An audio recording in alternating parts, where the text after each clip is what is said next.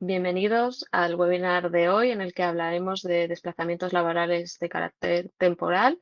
Eh, Ahora os dejaré con mi compañero Iván y con Tanen, pero solo os quiero comentar que cualquier pregunta, cualquier duda que pueda surgir, tenéis un apartado aquí en el chat que pone preguntas y respuestas de las que podréis irlas dejando y si surge cualquier cosa, yo se las paso a Iván para que lo pueda explicar o pueda resolver vuestras dudas.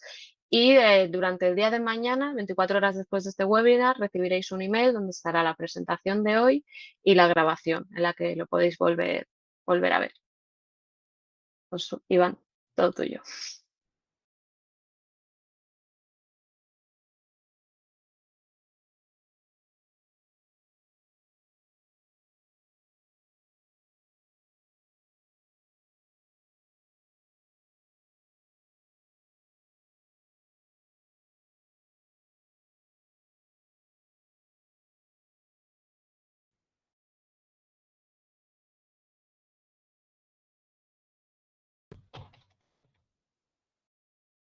Iván, creo que no te están escuchando. No sé si podrías revisar el audio.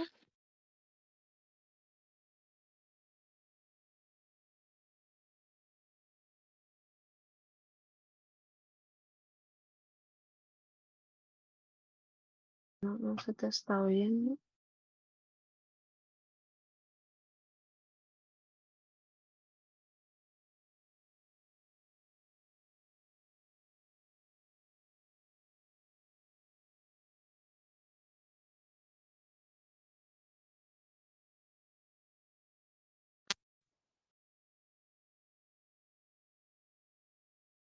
No, no se te oye.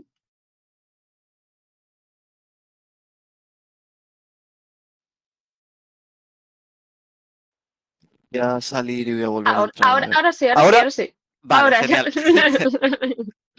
Vale, vale, bueno, las cosas del directo al final. Sí. Nada, lo que os estaba comentando era que, bueno, muchas gracias a todos por uniros en esta mañana tan soleada y que vamos a hablar un poquito del tema de los desplazamientos, que es muy extenso, pero iremos revisando los puntos clave para asegurarnos de que, por un lado, estáis cumpliendo con toda la normativa y obligaciones derivadas de ellos, y por otra parte, que los derechos de vuestros trabajadores estén garantizados.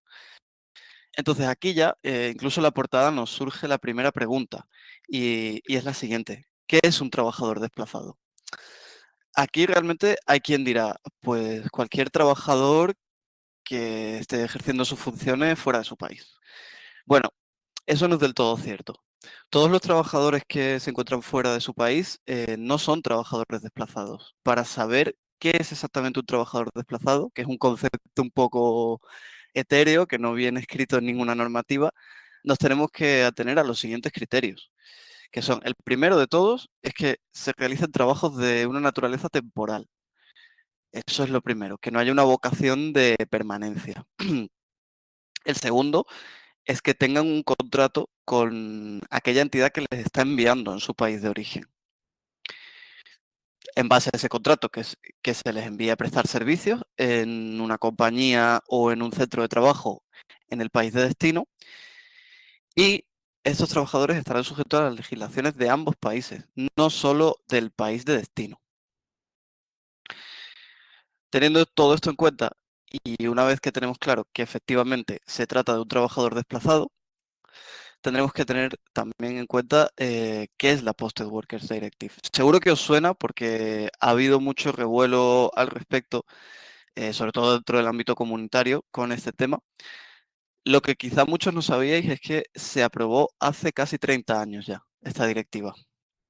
Y al final nació un poquito con el objetivo de proteger tanto a los trabajadores desplazados como a los locales ante las desigualdades que se pudieran generar, tanto en materia de dumping salarial, de discriminación en las condiciones de trabajo, etcétera.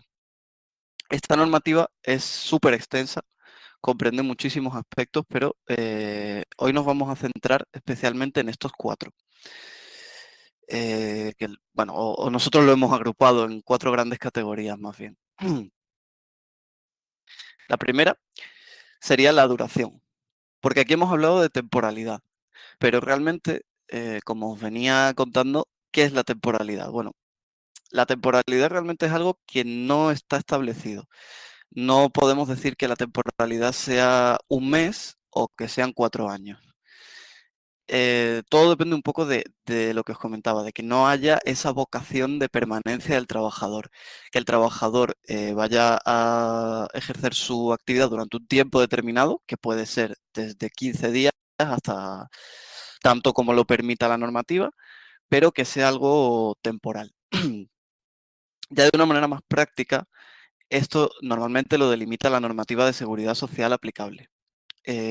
Aquí dependerá ya el país de origen y de destino, pero bueno, y lo desarrollaremos un poquito más adelante, pero normalmente es lo que marca cuánto tiempo puede un trabajador permanecer desplazado, el tema de su normativa de seguridad social. Y por otra parte, también tenemos la situación migratoria, que de nuevo la vamos a desarrollar un poquito más adelante, pero esto en caso de trabajadores extracomunitarios también puede marcar los plazos de su desplazamiento. ¿Qué nos encontramos en la práctica? Normalmente las empresas lo que hacen es desplazar a sus trabajadores durante tanto tiempo como sea posible mantener la cotización en el país de origen. Una vez que esto ya no se puede hacer más, o bien ese trabajador regresa a su país de origen, o bien ese trabajador se desplaza a una nueva localización en la que de nuevo pueda mantener su seguridad social en su origen. También tenemos el punto que yo creo que es el más importante de todos y al final es un poco por la razón de ser de esta normativa y es el de la normativa local aplicable. Esto es muy importante ya que un trabajador desplazado se debe equiparar a aquellos trabajadores locales que tengan sus mismas funciones y responsabilidades en todo. En base a este punto nace el resto de puntos de la normativa y se aplica tanto a convenios, a normativa de prevención de riesgo, descansos, etcétera. Absolutamente a todo. Es un ejemplo muy tonto, pero a mí me gusta ponerlo y es que si un trabajador local tiene derecho a un bocadillo de tortilla diario o de oreja a la plancha para los que sois de Madrid, el trabajador desplazado también tiene que tenerlo. Que al final es una tontería realmente, pero nos ayuda un poco a entender las implicaciones de la directiva, que van más allá de la burocracia y del cumplimiento un poco al tema humano, a ayudar a la adaptación y a la integración de los trabajadores desplazados. Entonces, al margen de eso, lo que os comento, tiene que cumplirse toda la normativa aplicable a ese sector, como es, por ejemplo, el sector de la construcción, que una vez que las empresas de ese sector desplazan trabajadores, por ejemplo, a España, pues esas empresas tienen que inscribirse en el REA, al igual que las empresas locales. Continuando un poco con lo anterior, si tienen que cumplir las condiciones de trabajo, etcétera, lógicamente también vamos a tener que equiparar los salarios. ¿Esto qué significa? Tenemos que firmar un nuevo contrato con un sueldo superior si desplazamos a un trabajador a un país en el que la remuneración sea superior. Pues no, no porque esto lógicamente no es práctico para a lo mejor una asignación de 15, 20 días. Lo que sí hay que hacer es realizar un cálculo del gap o un poco de ese hueco que quedaría entre los salarios en base al convenio colectivo que se aplique en el país de destino y a las horas o días trabajados durante ese desplazamiento.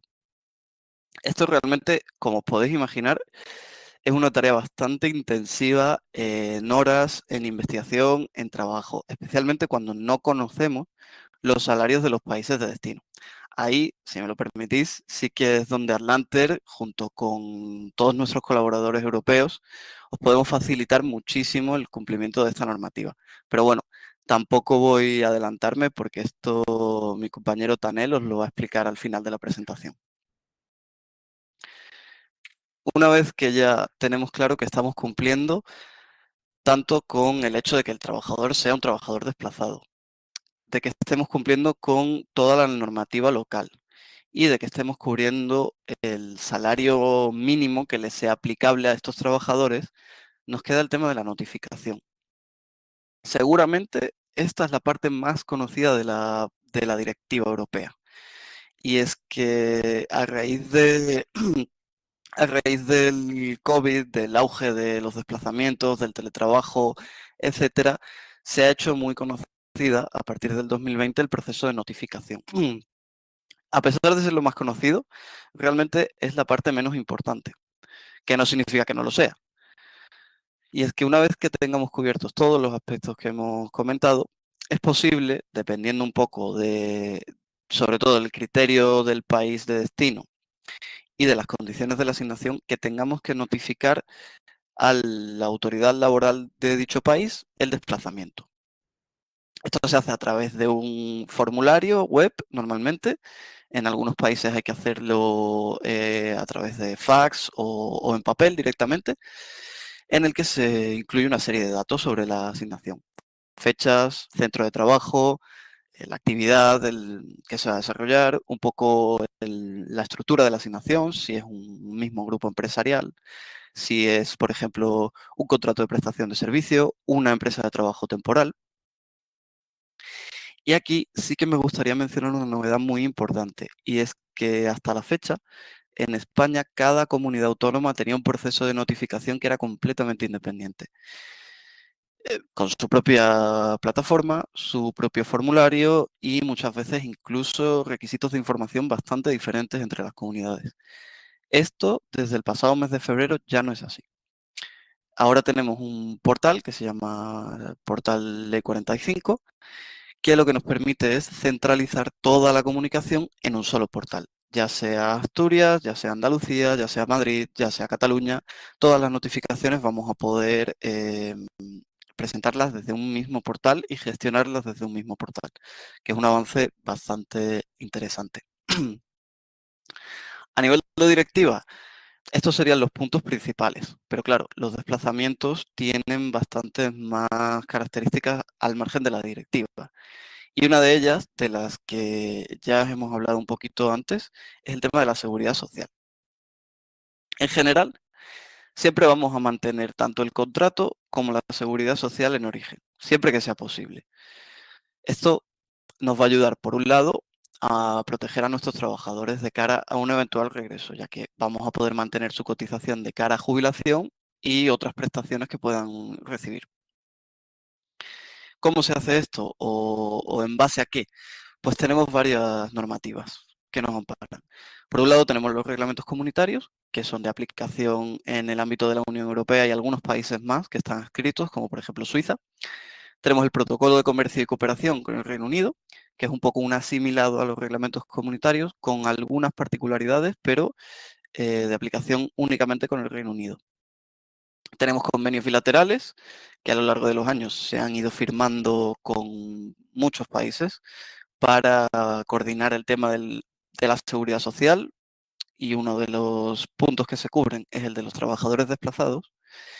Y tenemos también la orden ISM 835, que es una normativa que se aprobó un poco para regular aquellos desplazamientos que no están cubiertos por una normativa internacional. Esta normativa es de aplicación únicamente en España. Por tanto, no podemos asimilarla al resto, pero sí que podemos utilizarla para mantener cotización en España cuando no haya otro mecanismo que nos lo permita. Una vez hemos hecho esto y nos hayamos desplazado, manteniendo la seguridad social, podemos pensar, ¿mi situación va a ser la misma que en mi país de origen? Bueno, pues aunque hemos avanzado mucho en tema de coordinación de seguridad social, todavía no. No es exactamente lo mismo. Hay que tener algunos aspectos en cuenta. Uno de los aspectos es que todos estos instrumentos que os he comentado tienen un límite temporal. Es decir, yo no puedo a lo mejor estar 10 años cotizando en España, pero trabajando en Alemania. En muchas ocasiones también es cierto que no se cubre todas las contingencias del país de origen en el país de destino, por diferentes discrepancias que tengan las autoridades de ambos países a la hora de su normativa de seguridad social. En el ámbito europeo, por ejemplo, podemos trasladar nuestra asistencia sanitaria. Podemos tener asistencia sanitaria en Alemania si tenemos nuestra seguridad social en España. Pero fuera de este ámbito es muy probable que necesitemos un seguro de salud privado, a pesar de tener un convenio bilateral. Y además, hay ciertos países que pueden exigir una cotización adicional. Esto, por ejemplo, pasa con los trabajadores que vienen de Corea o de China, que en sus respectivos países no está contemplada, digamos, la cotización por accidentes de trabajo. Al venir aquí, tenemos un acuerdo con Corea y con China en materia de seguridad social, por lo que no tienen que hacer frente a la mayoría de la cotización, pero sí que deben cotizar por esta contingencia en España, al margen de que tengan un convenio en vigor. Esto es importante. De la misma manera, por ejemplo, los trabajadores españoles que se desplazan a Colombia, aunque esto no esté establecido en el convenio, realmente en la práctica tienen que hacer frente a un pago que se llama pago de salud. En definitiva, el mantenimiento de la cotización en origen es muy interesante y realmente es una herramienta muy potente para mantener los derechos de los trabajadores, pero no podemos olvidarnos de que tiene algunas limitaciones y siempre tendremos que analizar cada desplazamiento por separado y de manera individual. También otros aspectos relevantes que quizás no se tienen en cuenta tan a menudo es, por ejemplo, el tema de la situación migratoria, que como os he comentado antes, cuando trabajadores extracomunitarios se desplazan dentro del ámbito comunitario, por ejemplo, tendríamos que tenerlo en cuenta, viendo las fechas, viendo la duración del desplazamiento, etcétera. Tema del establecimiento permanente. Sabemos que muchas empresas se registran en países extranjeros a efectos de desplazar a sus trabajadores. Bueno, esto puede crear un riesgo de establecimiento permanente que se tiene que analizar. La fiscalidad, por supuesto, importantísima en desplazamientos de larga duración sobre todo, ya que podría llegar a cambiar la residencia fiscal de los empleados y también la regulación local específica. Al margen de la directiva, cada país puede tener normativa específica en base a ciertos sectores, pueden ser construcción, agrario, empresas de trabajo temporal, sobre todo, pero también muchos otros. Y esto es un tema que se debe revisar y que es muy importante, ya que podemos estar incurriendo en un incumplimiento por asumir que la normativa es la misma que en nuestro país de origen, cuando esto no es así. Nada, por mi parte, estos serían un poco los puntos principales de la presentación. Ahora vamos a dar paso al turno de preguntas y también os voy a dejar con mi compañero Tanel, que os va a explicar un poco cómo podemos aplicar de una manera práctica y sencilla todo esto que hemos visto en la presentación. Mira, Iván, te paso que tenemos una pregunta que nos han hecho. Dice, hola, una pregunta. Cuando hablamos de trabajadores desplazados, ¿incluimos a las personas que viajan por trabajo y se desplazan por territorio nacional e internacional entre 2 a 10 días, por ejemplo? Vale, aquí esta pregunta realmente tenemos que diferenciar.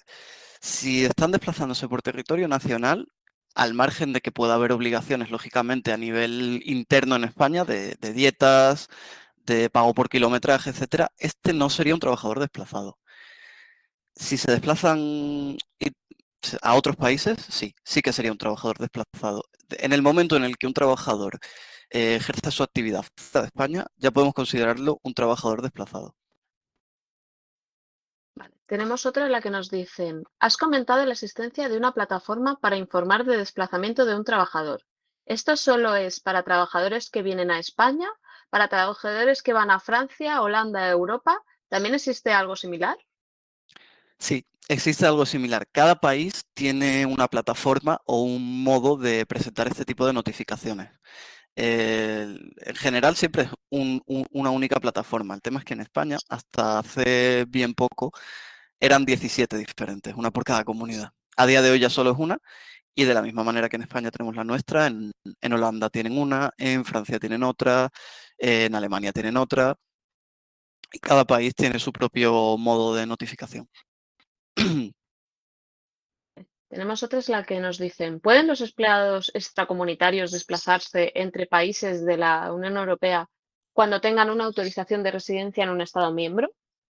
Vale, este es un tema bastante gris, digamos, porque en la Unión Europea tenemos libre circulación de trabajadores, con lo cual estos trabajadores en principio podrían desplazarse para realizar sus funciones en el extranjero. ¿Qué pasa? Cuando pasamos en general la barrera de los 90 días, sí que podemos encontrarnos que se exige un visado o un permiso de trabajo en el país de destino. Entonces, esto, si se proyectan desplazamientos de más de 90 días, es muy importante que se analice, ya que es muy probable que sea necesario tramitar una autorización en el país de destino. Vale. ¿Y qué pasa una vez agotamos el periodo máximo para mantener la seguridad social en el país de origen? Bueno, pues una vez que agotamos el periodo máximo que marque la normativa, ya sea la comunitaria, el convenio bilateral, etcétera, tenemos dos opciones. Podemos o bien retornar al trabajador, que es lo que en general la mayoría de las compañías hacen, o bien podemos ya formalizar una contratación en el país de destino, para que el trabajador a todos los efectos sea un trabajador local. Esto al margen de que se mantenga la seguridad social, por ejemplo, en España, mediante un convenio especial para un eventual regreso, pero ya no podría seguirse considerando un trabajador desplazado. Vale, nos dicen, ¿hay que comunicar un desplazamiento inferior a 8 días en la Unión Europea? Bueno, depende del criterio del país y depende de las condiciones del desplazamiento, es decir, de la actividad que se vaya a ejercer, etcétera. Requiere un poco un análisis ya más detallado. En general, por ejemplo, en España sí que están exentos ciertos desplazamientos de menos de 8 días siempre que no sea algo recurrente en el tiempo. Es decir, si nos desplazamos 5 días cada mes, sí que habrá que notificar. Pero es algo que requiere ya un poco un análisis más caso por caso. A ver, nos dicen, si lo entiendo bien, entonces hay que notificar ese movimiento por razón de viajes de negocio con una duración de 2 a 5 días. ¿Hay que hacer esa comunicación por cada desplazamiento? ¿Cómo se tramita? De nuevo, eso es algo que hay que ver un poco dependiendo de la naturaleza del caso. En general, los viajes de negocio, ya sea acudir a reuniones, ya sea hacer negocio en el extranjero, no implican que ese trabajador esté prestando servicios en el extranjero. En ese caso, estaría exento de notificar, ya que no hay una prestación de servicio. Pero si ese trabajador, además de acudir a reuniones, etcétera, va a prestar un servicio efectivo en el país extranjero, sí que se considerará un desplazamiento por trabajo, al margen de que haya o no que notificar, pero siempre habrá que cumplir con toda la normativa que hemos comentado. Y nos envían otra que no ha quedado claro el tema de la plataforma. Dice, buenos días, no me ha quedado claro respecto de la plataforma de notificación que comentas. ¿Los trabajadores desplazados desde otro país deben comunicar su desplazamiento al territorio español o esta plataforma es solo para los trabajadores que se desplazan fuera de España?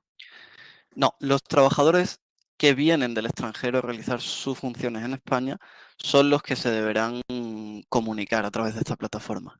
La obligación de hacer esta comunicación es siempre de la empresa que envía a los trabajadores, es decir, de la empresa extranjera. Esto en la práctica sabemos que es algo bastante difícil, ya que una empresa extranjera no va a tener ni el conocimiento ni los medios digitales como el certificado, etcétera, para acceder a plataformas españolas. Por lo que en general estas empresas derivan en asesores el proceso de notificación junto a todo el cumplimiento de la normativa. Pero la obligación es de esa empresa, de la empresa extranjera. Y otra pregunta que nos dice, en el caso de los recurrentes que has comentado, cada 2 meses, por ejemplo, desplazado, desplazado a un establecimiento permanente. No acabo de entender la pregunta. Un establecimiento permanente, si lo hay, de la empresa, se consideraría una parte del mismo grupo, pero sí sería un desplazamiento siempre que ese empleado no tenga un contrato local con la empresa en el extranjero, que entiendo que no es el caso. Si hay un desplazamiento recurrente, aunque sea una empresa del mismo grupo, sí, estamos hablando de un desplazamiento. No sé si eso aclara la duda. Claro, para las personas que nos están escribiendo las preguntas, sí, nos dice que sí, entendido, gracias. Perfecto. Se van entremezclando entre otras personas, y entonces es difícil seguir el hilo de lo que nos han preguntado anteriormente. Luego hay una persona que nos dice, hasta ahora sí que los estoy desplazando en Vizcaya y en Álava, pero claro, no sé qué nos ha preguntado anteriormente. Hasta ahora sí que... Ah, pues yo me imagino que va un poco al hilo de la primera pregunta, ¿desplazamientos nacionales o internacionales? Vale, No sé si nos lo puedes confirmar. seguramente sí.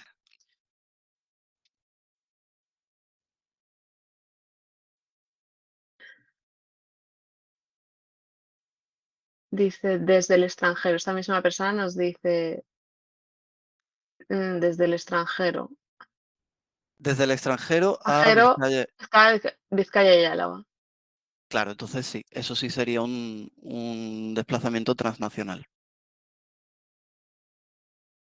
Aquí puede que haya que notificar o no, dependiendo de las condiciones, pero lo que siempre va a haber que hacer es cumplir con las obligaciones, materia laboral, de salarios, etcétera. Eso siempre, al margen de la notificación.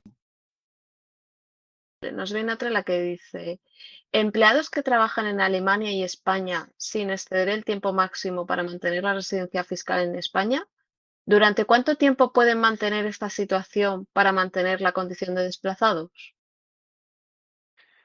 Pues aquí tendríamos que irnos a lo que hemos comentado del reglamento comunitario en materia de seguridad social.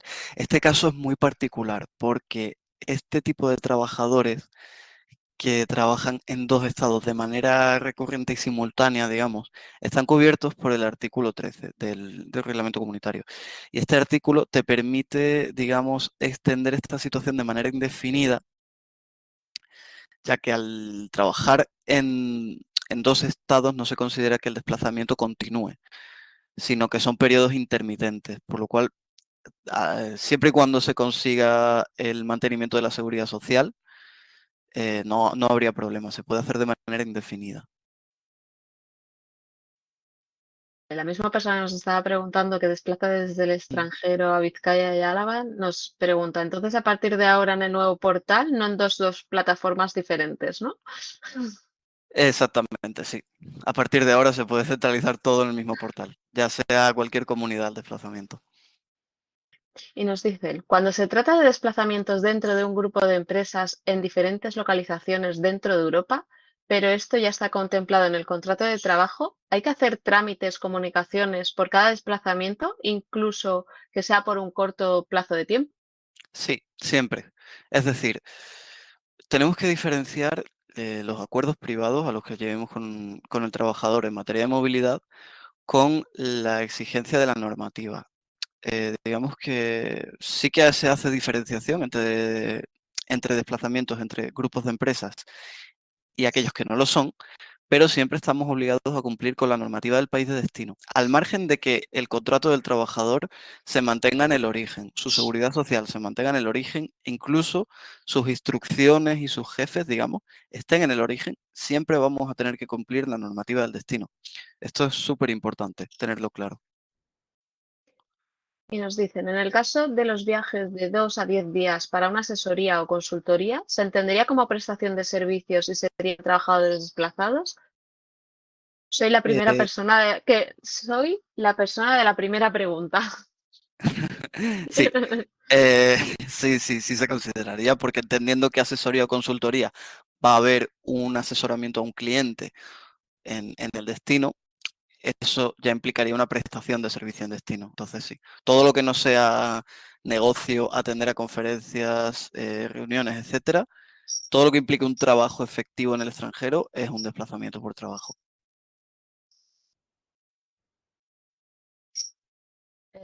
La última que tenemos por el momento sería, ¿cómo puedo saber qué convenio colectivo aplicar en un país extranjero?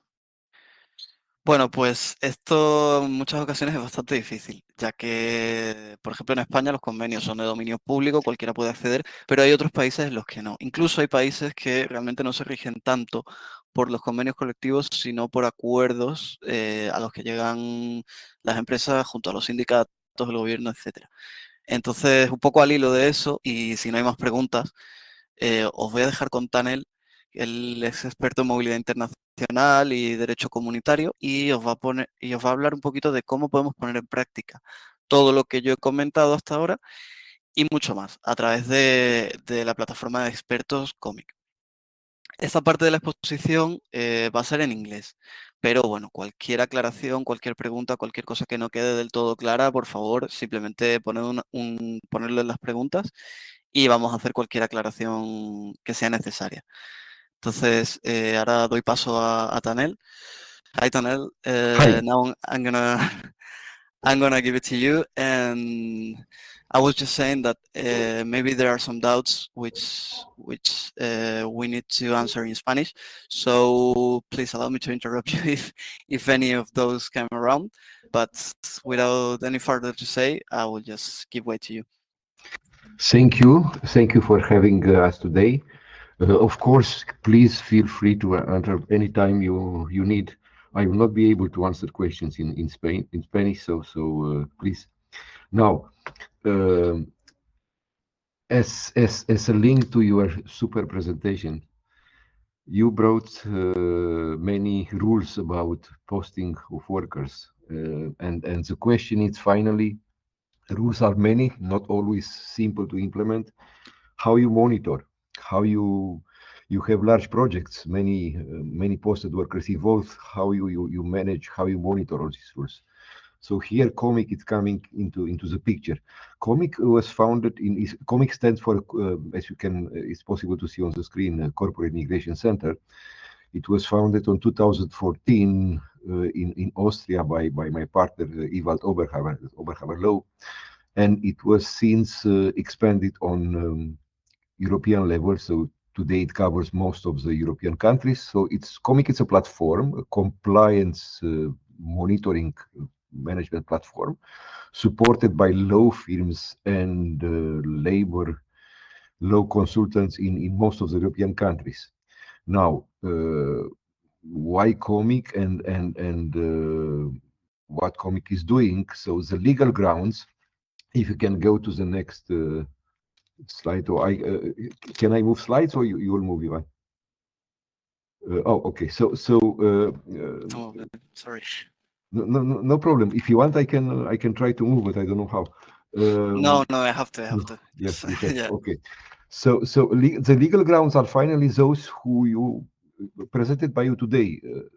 The Directive 9671 EC, notably Article 3, which is terms and conditions of employment must be guaranteed to workers posted to the territory of a member state other than in whose territory the employer is established. And we'll not go to the details because you have already very nice explained about that. And the second directive, Directive 2014/67, which is notably, in a few words, a monitoring directive. So the target being to grant certain terms and conditions of employment.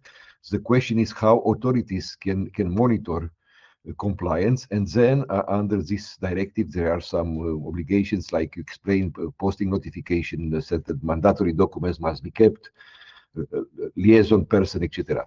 So here Comic is coming into picture. So the question was, the act of birth of Comic was simply a huge project in Austria in 2014, 2015, in which they have understood very fast that it's impossible to manage large projects with Excel. I mean, to monitor everything. And since, of course, the platform was expanded and developed. So Comic contains a track management tool, so which manage expired deadlines, immigration service tool, which is document management, remuneration house, and onboarding house. I will not explain each one separately. I will go fast through the most important functionalities because functionalities are many.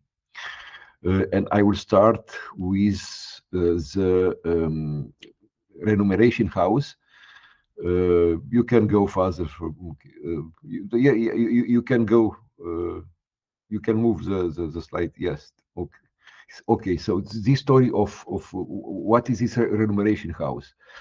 The remuneration house with Remuneration House, by inputting some basic data, you can immediately figure out whether the remuneration it's in accordance with the host member state statutory or relevant applicable collective agreement.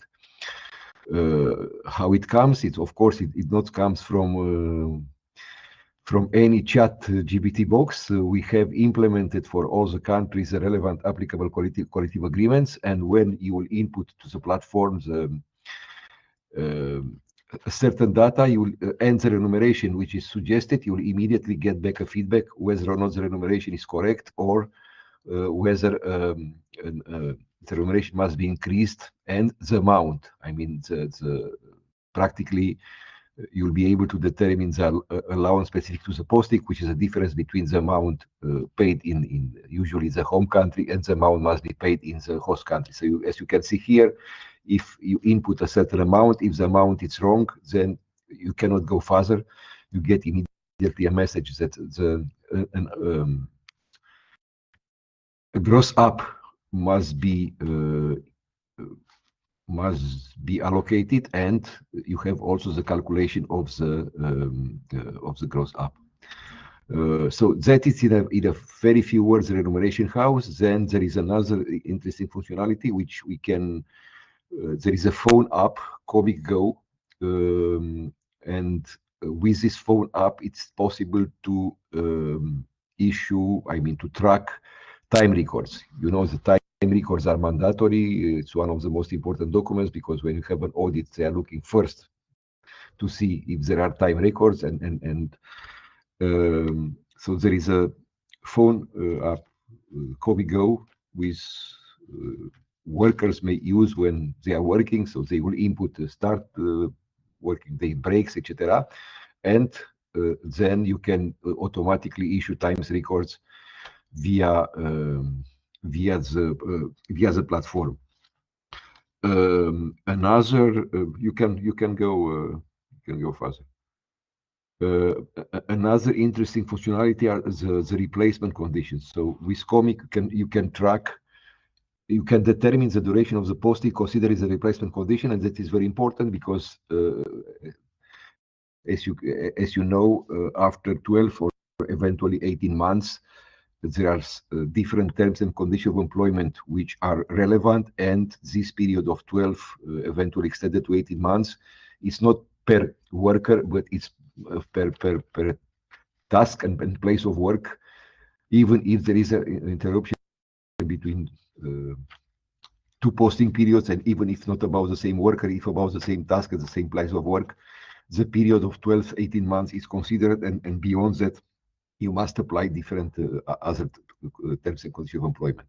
So as you can see here on the screen, it's possible to monitor the duration of the posting, the application of the replacement rule, and you see immediately if it's green is green, if it's red, it means we are already beyond the period, and certain additional terms and conditions of employment are relevant and must be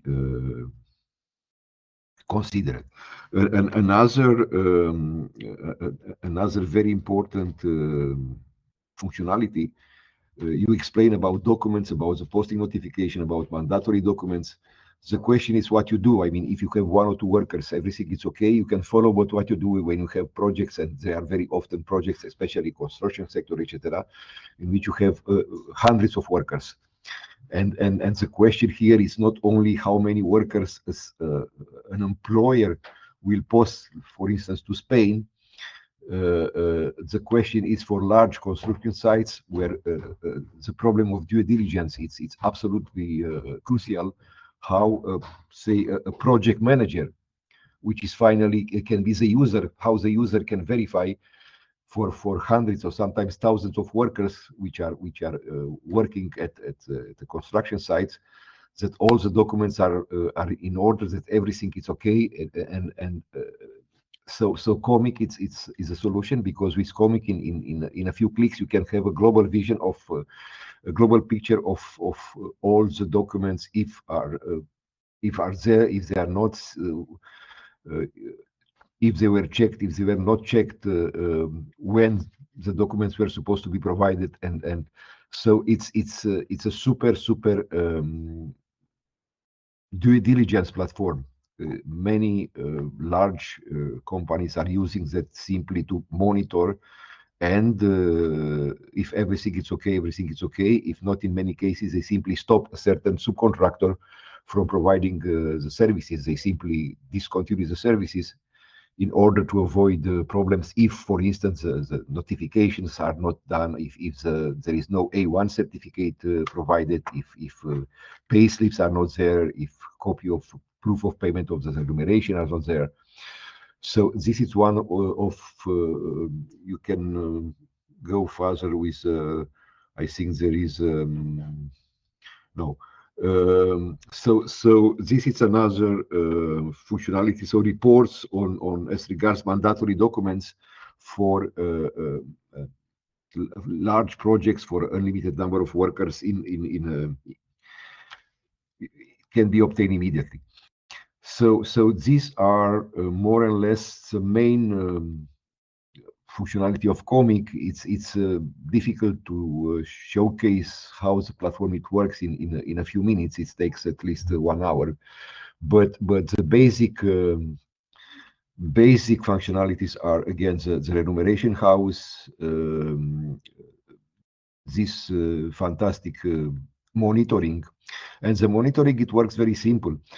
Practically each, like you did in Spain, for each country, the law firm will input national scenarios related to the posting, intra-corporate posting, subcontracting, wanderers, etc. Then for each worker, a profile will be created in a few seconds, and then the profile for each worker will be linked to a certain posting scenario, and from there all the mandatory documents must be checked and upload for each worker in the platform. The mandatory documents being those under Directive 2014/67 as transposed into the host member state law, plus of course the A1. And from there, it's possible to monitor and to see at any moment if the documents are there, if the documents are there and were checked, or if the documents are there and were not checked, etc. And then again, the monitoring of the duration of the posting considers replacement condition, time records, pay slips. Of course, COMIC is not a payroll tool, but pro forma pay slips can be generated. And then these pro forma pay slips are going to the respective payroll provider in the home or in the host countries, depend if it's about if payroll remain in the home country or going to the host country, and final pay slips are generated. So practically full compliance monitoring from A to Z. Now here you can see the picture is the slide is not up to date. We have these are the countries in which COMIC is having partners in across the EU. So this is more or less COMIC in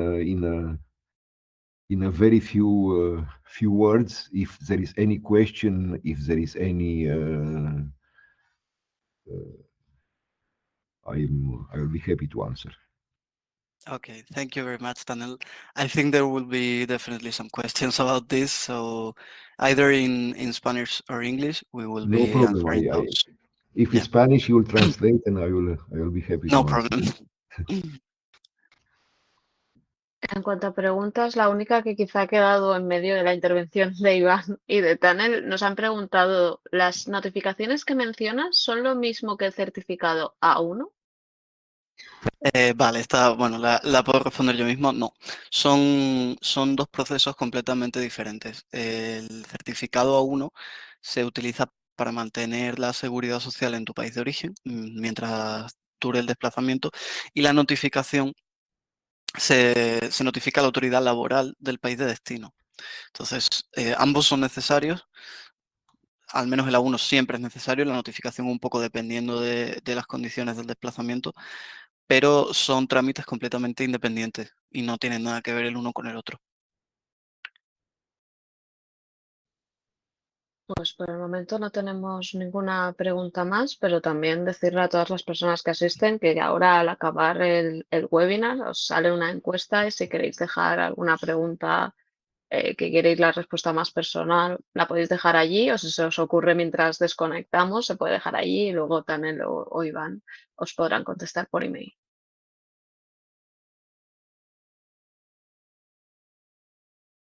Pues muchas gracias a todos por vuestra asistencia y nos vemos otro día en otro webinar. Atlanter. Lead by example.